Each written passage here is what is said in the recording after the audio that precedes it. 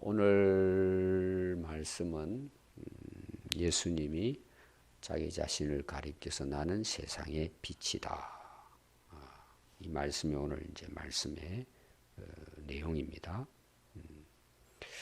예수님이 나는 세상의 빛이다라고 말씀을 하실 그 때가 언제냐? 그 절기가 초막절이라 그랬죠. 앞에서 나왔습니다. 그럼 초막절에 여러 가지 이제 그 행하는 일들 중에 하나가 뭐냐 하면 초막절에는 불을 밝혔습니다. 촛불을 켜가지고 등 역할을 한 거죠. 어둠을 밝히는 그런 행사를 했어요. 특별히 초막절에 왜 초막절에 그 촛불로 밝히는 그런 이제 등을 달고 하는 그런 그 일들을 했느냐 하면 초막절이 뭐에 대한 기념이라 그랬죠? 광야에서의 40년 동안 하나님께서 우리를 인도해 주셨다. 그걸 이제 기억하는 기념일입니다. 그럼 여러분 광야에서 하나님께서 어떻게 그들을 인도하셨어요? 불과 구름 기둥으로 인도하셨죠? 그러니까 그런 어두운 그 광야, 꼭 어둡다는 의미가 뭐 밤이다 그런 것보다도 앞길을 모르잖아요. 근데 하나님께서 그들의 길을 앞서가시며 인도해 주셨다. 이 초막절에는 불을 밝히는 그런 이제 일들을 했습니다. 예수님이 초막절이니까 그때 이제 그런 그 초막절의 절기에 내가 바로 이 세상의 빛이다. 상당히 이제 의미가 있죠. 초막절에 자신을 가리켜서 내가 이 세상의 빛이고, 그리고 오늘 이어서 말씀 보니까 그 빛 가운데 행하는 자는 어둠에 행하지 않는 거죠. 그래서 거기 12절에 보면 나를 따르는 자는 어둠에 다니지 아니하고 생명의 빛을 얻으리라 그랬어요. 자, 그 초막절 제가 광야에 앞서가시며 불기둥으로 인도하시는 하나님의 인도하심을 예수님은 뭐예요? 내가 너희들을 어둠에 헤매지 않고 빛 가운데 행하도록 이 땅에 하나님이 보낸 빛이다 내가. 그럼 빛이라는 의미는 어둠은 죽음을 상징하거든요. 어둠에 헤매다 보면 어때요? 죽잖아요. 빛이 없으면 죽습니다. 또 길을 잃어버리면 어때요? 죽죠. 돌아올 수가 없으니까. 예수님은 어둠의 빛이다라는 것은 그냥 빛이라는 그런 어떤 밝은 의미도 있지만 곧 뭐라고 오늘 말씀하느냐? 생명의 빛이라는 거예요. 그럼 우리 식물도 그래요. 빛을 보지 못하면 죽어요. 어둠에 그냥 가둬둬 버리면은 사람도 죽어요. 빛은 생명과 관련이 있습니다. 그래서 예수님께서 여러분들이 앞에서 요한복음 1장에 예수님이 이 세상의 참 빛이라 그랬고 세례 요한은 나는 빛이 아니다. 나는 빛 대신 그분을 증언하러 온 자다. 그리고 그 빛 안에는 뭐가 있다 그랬어요? 생명이 있다 그랬어요. 그래서 이것은 실제로 우리가 빛은 우리에게 생명을 주는 그런 능력을 가지고 있지만 더 중요한 것은 뭘까요? 단순히 그런 차원에서 생명이 아니고 어두움의 사망의 그늘에서 죽음에 헤매는 우리를 영원한 생명의 길로 인도하시는 빛이에요. 그 길을 알잖아요.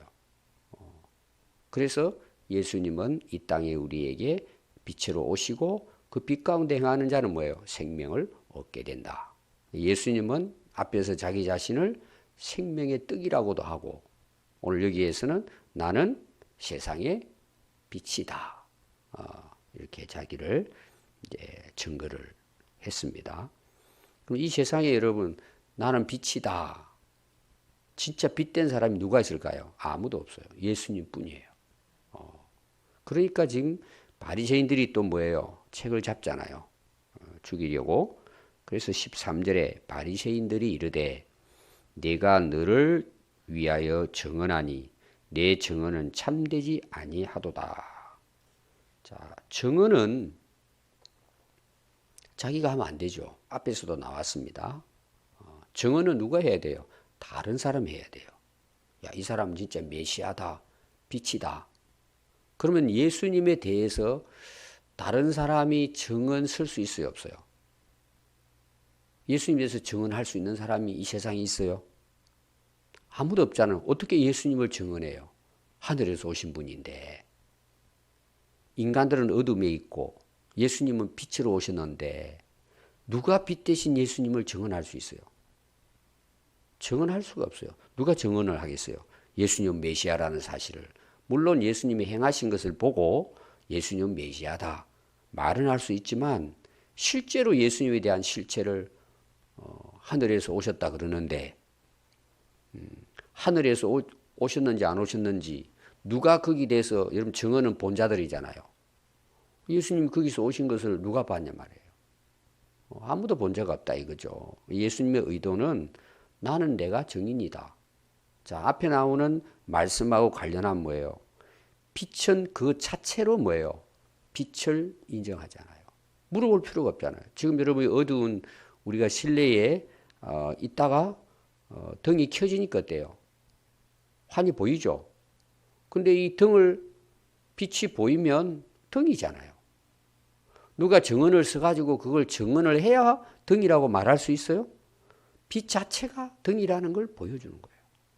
예수님 자체가 뭐예요? 빛이시기 때문에 사실은 증언이 필요가 없어요. 그냥 빛 자체가 빛이라는 것을 증언하는 거예요. 증언할 필요가 없다 이거죠. 그래서 예수님은 내가 빛이다. 여러분 어둠에 빛이 비춰지면은 그 뭐 물어볼 거 없잖아요. 빛이 스스로 증언을 하는 거죠. 예수님은 자기 자신이 빛이시기 때문에 증언이 필요 없는 거예요. 그럼 내가 빛이고 내가 증언한다. 그럼 이들은 뭐라고 지금 계속해서 질문을 하느냐 하면 율법을 가지고 이야기하는 거예요. 율법에는 증인이 두 사람이 있어야 돼요. 두 사람이 있어야 그걸 인정하기 때문에 이 사람들의 생각은 바리새인들의 생각은 율법을 가지고 막 계속 예수님 대해서 아니 네가 네 스스로 증언하는 게 그게 법으로 맞는 이야기냐. 오늘날도 마찬가지예요. 재판석에서 자기가 증인이 될 수 없잖아요. 목격자나 아는 사람들이 증언을 해야 법적으로 맞죠. 근데 예수님은 나는 내가 내 자신을 증거하는 것은 참되다. 왜냐하면 나는 내가 어디서 오며 어디로 가는 것을 알거니와 너희는 내가 어디서 오며 어디로 가는지 알지 못한다. 누가 예수님이 어디서 왔고 어디로 가는지 누가 이 세상에 증인으로 설 수 있어요? 아무도 설 수가 없어요. 아무도 할 수 없는 거예요. 예수님이 스스로만이 뭐예요? 증인이시다 하는 것을 이제 그들에게 밝힙니다. 15절을 보면은 왜 너희들이 자꾸 이런 빛 대신 예수님이 오셔서 스스로가 빛이라는 걸 보여주는데도 왜 너희들은 나를 알지 못하느냐. 이유가 있다 이 말이에요.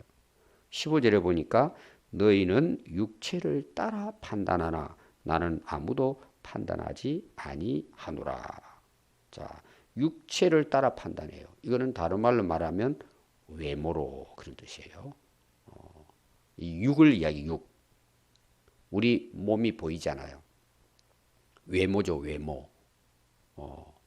키가 얼마고 얼굴이 어떻게 생기고 이런 이제 눈에 보이는 그래서 사르크예요, 사르크. 사르크스라 그래요. 그 헬라어는 그는 어떻게 보면 몸덩어리 이런 뜻이에요. 겉으로 보이는 것. 자, 그럼 이들은 예수님을 왜 육체적으로 판단했다는 걸까요? 앞에서 나왔습니다. 우리가 너의 아버지를 부모를 잘 알고 있다는 거예요. 너는 요셉의 아들이고 너 목수의 아들이야. 근데 네가 어떻게 빛이 되냐? 그리고 또 예수님은 예루살렘 베들레헴에서 태어났다고 하지 않고 그들이 이야기하는 거예요. 너는 나사렛 촌놈이야. 그러니까 사람들이 보는 어떤 육체적인 모습만 보고 예수님이 나는 빛이라고 하니까 이들에게 있어서는 이것이 도대체 이해가 안 되는 거죠. 너희들은 육체적인 것만 보고 판단하기 때문이다. 나는 그렇게 판단하지 않는다. 이렇게 이제 말씀을 하십니다. 그리고 16절에 보면 만일 내가 판단을 하여도 내 판단이 옳다는 거죠. 이는 내가 혼자 있는 것이 아니고 나를 보내신 이가 나와 함께 하시기 때문에 내 판단은 옳다. 하나님 아버지께서 자기와 함께 하고 계신다는 것을 말씀을 하고 있습니다. 그러니까 예수님께서 이어서 너희 율법에도 두 사람의 증언이 참되다 기록되었으니 나는 내 빛 대신 내 자신이 나를 증거하고 아무도 자기를 증거할 수 없죠. 어디서 오고 어디서 가는 것을 아무도 모르는데 참 증언은 자기 자신이라는 거예요. 또 하나가 뭐예요? 나를 보내신 아버지가 나의 증인이시다.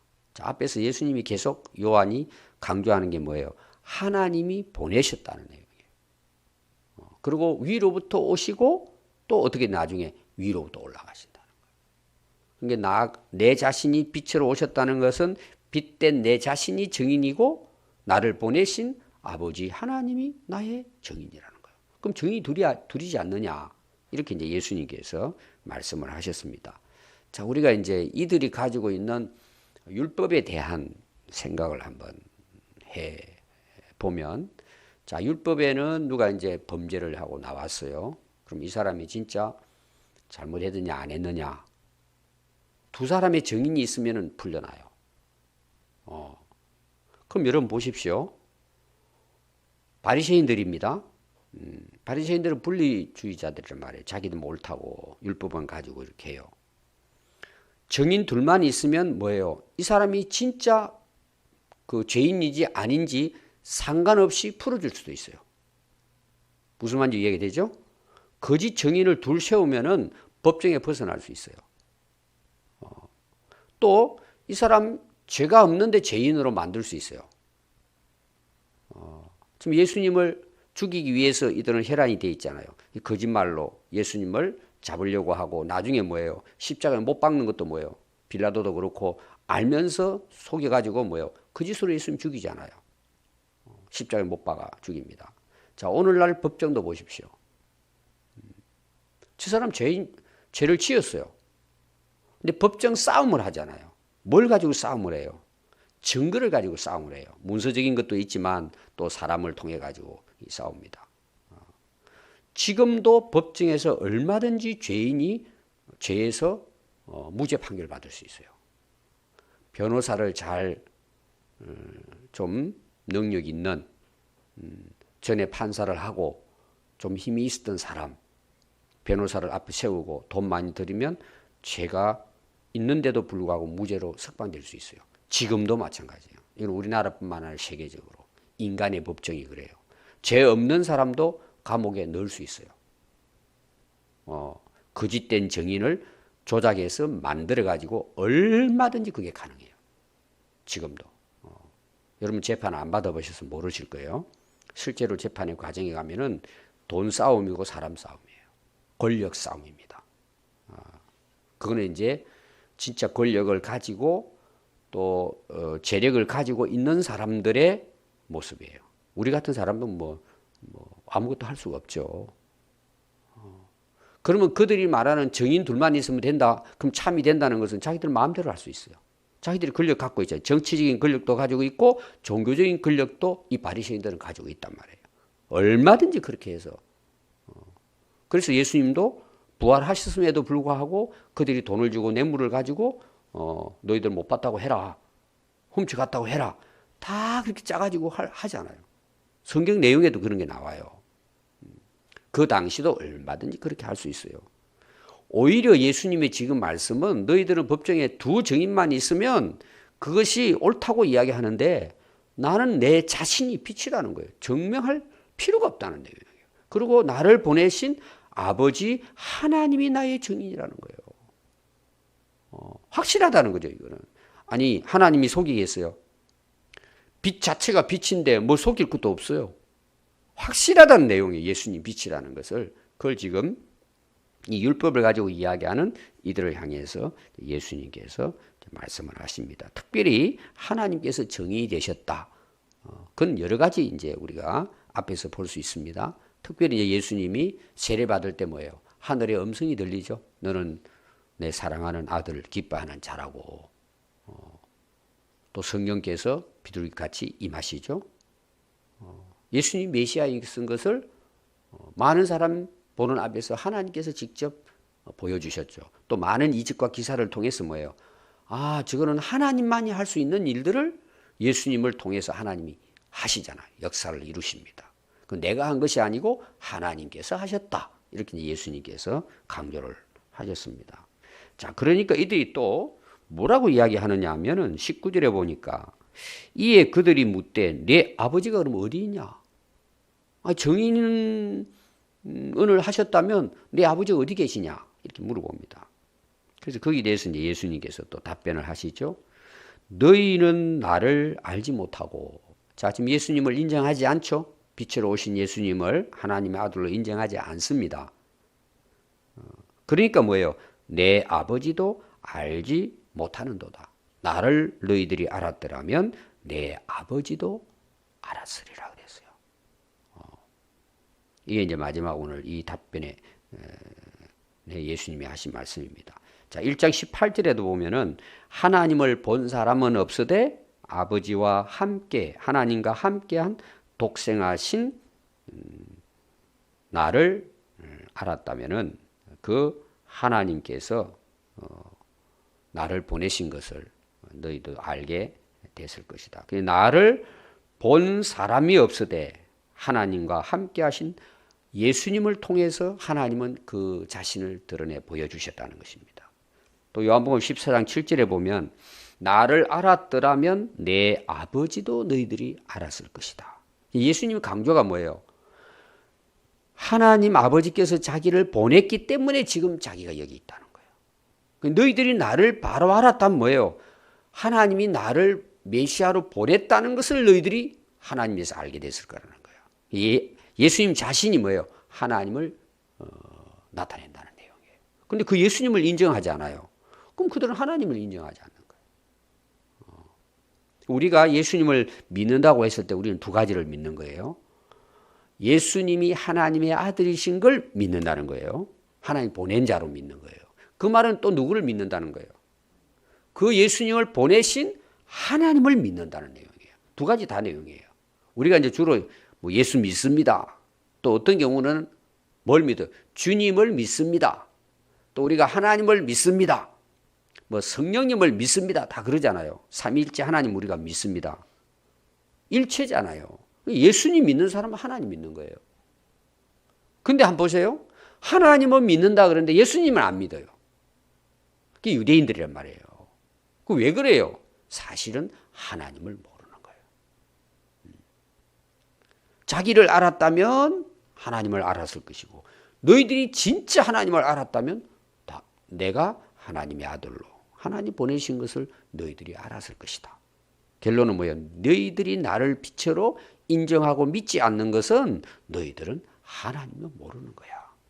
지금 이 내용을 예수님께서 바리새인들에게 말씀을 하십니다.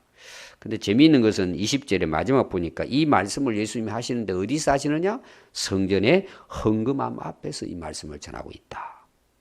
요한이 이렇게 기록을 했어요. 그럼 나중에 이제 유다가 예수님 팔잖아요. 구체적으로 기록한 인물이 요한이에요.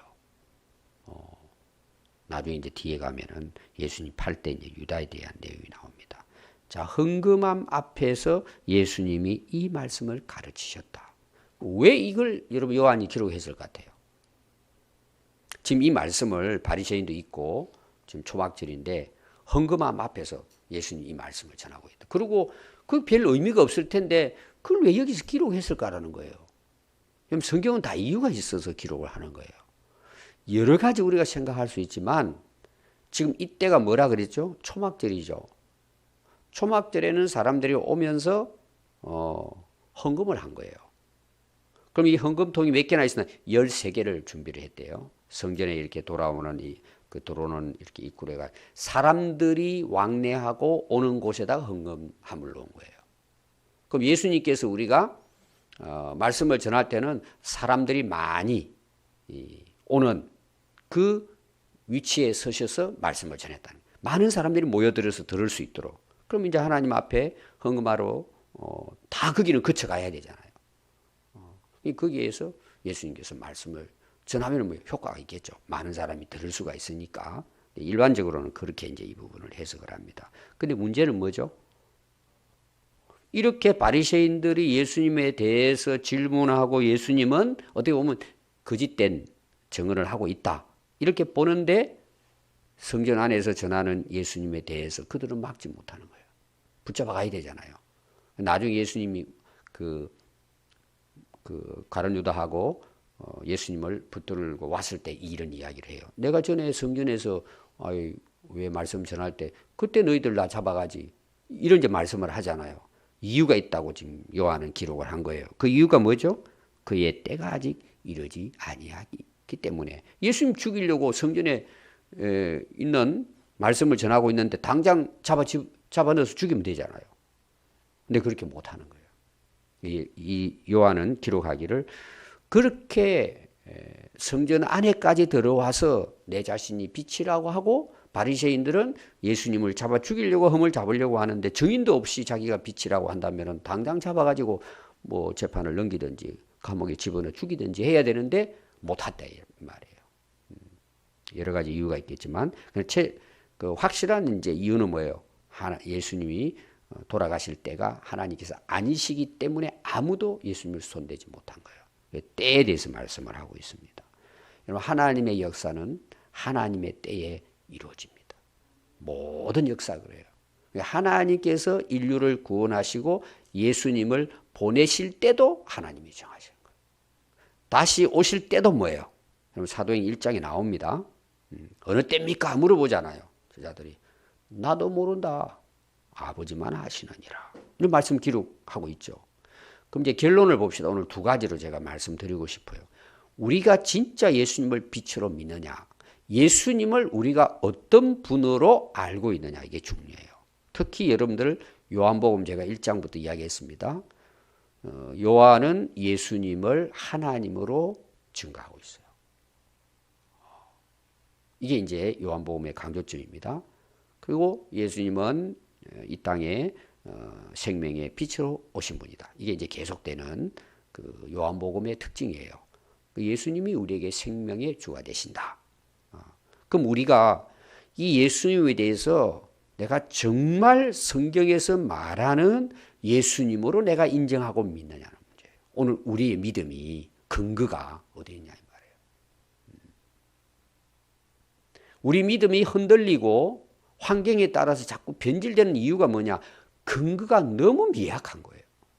신앙의 뿌리가 그냥 들은 풍을 너무 있는 거예요. 그러니까 이단들이라든지 어떤 어려운 내가 상황에 딱 빠지면은 흔들려 버리는 거예요. 왜? 뿌리가 없어요. 기둥이 약해요. 쓰러져 버리는 거예요. 그래서 여러분들이 성경을 읽고 바로 배우고 예수님이 어떤 분이신가를 정확하게 성경을 통한 믿음이 있지 않으면 여러분 사단의 속임수에 유혹에 미혹에 넘어질 수 있어요. 세상이 좀 힘들고 어렵고 상황이 이상하게 되고 또 이상한 이야기들을 듣게 되면 흔들려 버리는 거예요. 예수님에 대해서 여러분이 요한복음을 통해서 확실하게 여러분들이 구체적으로 알아야 됩니다. 아멘. 두 번째 우리가 알아야 될 게 뭐냐? 하나님의 구원의 역사는 하나님의 때, 하나님의 계획 안에서 이루어집니다. 모든 것들이 우리 자신들도 마찬가지예요. 근데 우리는 어떻게 살아요? 예수님이 우리의 생명의 주인이신데 우리는 주인에 대해서 별로 관심이 없어요. 그냥 믿는 거예요. 앞에서 여러분 그랬어요. 나는 세상의 빛이니 나를 따르는 자는 어둠에 다니지 아니하고 생명의 빛을 얻어요. 여러분 예수님이 빛이에요. 어둠을 밝히는 빛이에요. 그럼 우리가 누굴 따라가야 돼요? 진짜 예수님 빛이라고 믿으면 예수님 따라가죠. 아무리 세상이 뭐 혼돈이 있어도 예수님 빛이잖아요. 그 길만이 살 길이잖아요. 그까지 우리가 예수님을 따를 수 있는 거예요. 예수님 바로 알면. 또 하나가 뭐냐? 우리 인생의 모든 결정은 하나님이 하시는 거예요. 근데 실제로 우리가 살아가면서 어떻게 해요? 내 마음대로 살아가는 경우가 있어요. 내 하고 싶을 때. 내 그냥 기분대로. 내 감정에 따라 움직이는 거예요. 신앙이. 왜? 하나님의 때를 인정하지 않는 거예요. 기다리면 하나님의 계획과 뜻이 있는데 오늘 여러분 꼭 기억하십시오. 예수님을 바로 알아야 되고 예수님이 빛이신 걸 우리가 깨달으면 어떤 상황에서도 예수님 따라가요. 왜? 그 길이 생명의 길이니까. 그리고 내 마음대로 살지 않아요. 하나님의 인도하심과 뜻에 따라서 순종하는 삶을 사는 거예요. 그럼 항상 우리가 뭐예요? 빛 가운데서 살아갈 수 있게 되는 줄 믿습니다. 기도하겠습니다.